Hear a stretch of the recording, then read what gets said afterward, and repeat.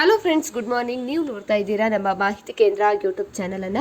ಸ್ನೇಹಿತರೆ, ಇತ್ತೀಚೆಗೆ ನಡೆದ ಬಿಹಾರ ವಿಧಾನಸಭಾ ಚುನಾವಣೆಯಲ್ಲಿ ಬಿಜೆಪಿ ಮತ್ತು ಜೆಡಿಯು ಒಳಗೊಂಡ ರಾಷ್ಟ್ರೀಯ ಪ್ರಜಾಸತ್ತಾತ್ಮಕ ಒಕ್ಕೂಟ ಭರ್ಜರಿ ಬಹುಮತವನ್ನು ಗಳಿಸಿ ಮತ್ತೊಮ್ಮೆ ರಾಜ್ಯದಲ್ಲಿ ಸರ್ಕಾರವನ್ನು ರಚನೆ ಮಾಡಿದೆ.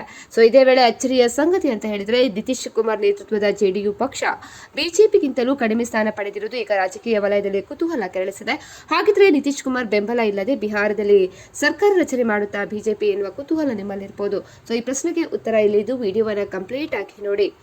ಇತ್ತೀಚೆಗೆ ನಡೆದ ಬಿಹಾರ ವಿಧಾನಸಭಾ ಚುನಾವಣೆಯಲ್ಲಿ ಬಿಜೆಪಿ ಮತ್ತು ಜೆಡಿಯು ಒಳಗೊಂಡ ರಾಷ್ಟ್ರೀಯ ಪ್ರಜಾಸತ್ತಾತ್ಮಕ ಒಕ್ಕೂಟ ಅಂದರೆ ಎನ್ಡಿಎ ಭರ್ಜರಿ ಬಹುಮತವನ್ನು ಗಳಿಸಿ ಮತ್ತೊಮ್ಮೆ ರಾಜ್ಯದಲ್ಲಿ ಸರ್ಕಾರವನ್ನು ರಚಿಸಿದೆ.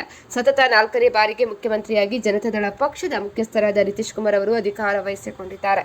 243 ಸದಸ್ಯ ಬಲದ ಬಿಹಾರ ವಿಧಾನಸಭೆಯಲ್ಲಿ ಎನ್ಡಿಎ ಮೈತ್ರಿಕೂಟ 200ಕ್ಕೂ ಹೆಚ್ಚು ಸ್ಥಾನಗಳನ್ನು ಗೆಲ್ಲುವ ಮೂಲಕ ಬಹುಮತವನ್ನು ಸಾಧಿಸಿದೆ.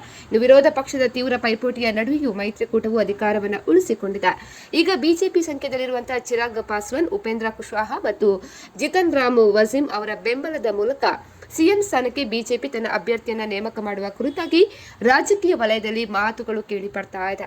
ಆದರೆ ಬಿಜೆಪಿ ಆ ಪ್ರಯತ್ನಕ್ಕೆ ಕೈ ಹಾಕಿದಲ್ಲಿ ಅದರ ಪರಿಣಾಮಗಳು ಕೇಂದ್ರ ಸರ್ಕಾರದ ಮೇಲೆಯೂ ಬೀಳ್ತವೆ ಅಂತ ಹೇಳಲಾಗ್ತಾ ಇದೆ. ಯಾಕಂತ ಹೇಳಿದ್ರೆ, ಜೆಡಿಯು ಇಲ್ಲದೆ ಸರ್ಕಾರ ರಚಿಸುವುದು ನಿಜಕ್ಕೂ ಅಷ್ಟು ಸುಲಭದ ಸಂಗತಿ ಏನಲ್ಲ. ಲೋಕಸಭೆಯಲ್ಲಿ ಜೆಡಿಯು 12 ಸಂಸದರನ್ನು ಹೊಂದಿತ್ತು. ಹಾಗಾಗಿ ಬಿಜೆಪಿ ಬಿಹಾರದಲ್ಲಿ ಮುಖ್ಯಮಂತ್ರಿ ನಿತೀಶ್ ಕುಮಾರ್ ಅವರನ್ನು ನಿರ್ಲಕ್ಷಿಸುವುದು ಅಸಾಧ್ಯದ ಸಂಗತಿಯಾಗಿದೆ. ಈಗ ಹಿಂದೂಸ್ತಾನಿ ಅವಾಮ್ ಮೋರ್ಚಾ 5 ಸ್ಥಾನಗಳಲ್ಲಿ ಮತ್ತು ರಾಷ್ಟ್ರೀಯ ಲೋಕ ಮೋರ್ಚಾ 4 ಸ್ಥಾನಗಳಲ್ಲಿ ಮುನ್ನಡೆ ಸಾಧಿಸಿದೆ. ಇವುಗಳನ್ನು ಸೇರಿಸಿದ್ರೆ ಬಿಜೆಪಿ ಎಲ್ಜೆಪಿ, ಆರ್ಎಲ್ಎಂ ಮತ್ತು ಎಚ್ಎಂಎಂ ನೆರವಿನೊಂದಿಗೆ ಸರ್ಕಾರ ರಚಿಸುವ ಸಾಧ್ಯತೆ ಇದೆ. ಇನ್ನು ನಿತೀಶ್ ಕುಮಾರ್ ಅವರ ನಾಯಕತ್ವದ ಮೇಲೆ ವಿಶ್ವಾಸವಿಟ್ಟು ಬಿಜೆಪಿ ಮೈತ್ರಿಯನ್ನು ಮುಂದುವರಿಸಿದೆ.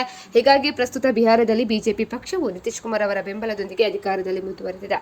ಇನ್ನು ಬಿಜೆಪಿಯು ನಿತೀಶ್ ಕುಮಾರ್ ಅವರ ಬೆಂಬಲವಿಲ್ಲದೆ ಸರ್ಕಾರ ರಚಿಸುವ ಪ್ರಶ್ನೆ ಇರಲಿಲ್ಲ. ಯಾಕಂತ ಹೇಳಿದ್ರೆ, ಬಿಜೆಪಿ ಮತ್ತು ಜೆಡಿಯು ಒಂದಾಗಿ ಸ್ಪರ್ಧಿಸಿ ಜಯವನ್ನು ಗಳಿಸಿವೆ. ಈ ಮೈತ್ರಿ ಸರ್ಕಾರವು ರಾಜ್ಯದಲ್ಲಿ ಅಭಿವೃದ್ಧಿ ಮತ್ತು ಆಡಳಿತವನ್ನು ಮುಂದುವರಿಸಲು ಒತ್ತು ನೀಡಲಿದೆ ಅಂತ ಹೇಳಿ ಮೂಲಗಳು ಕೂಡ ತಿಳಿಸಿವೆ. ಸ್ನೇಹಿತರೆ, ಈ ಮಾಹಿತಿ ಇಷ್ಟ ಆದಲ್ಲಿ ವಿಡಿಯೋಗೊಂದು ಲೈಕ್ ಅನ್ನು ಕೊಡಿ. ಅದೇ ರೀತಿ ಮತ್ತಷ್ಟು ಅಪ್ಡೇಟ್ಗಾಗಿ ನಮ್ಮ ಚಾನೆಲ್ ಅನ್ನು ನೀವು ಸಬ್ಸ್ಕ್ರೈಬ್ ಮಾಡ್ಕೊಳ್ಳಿ.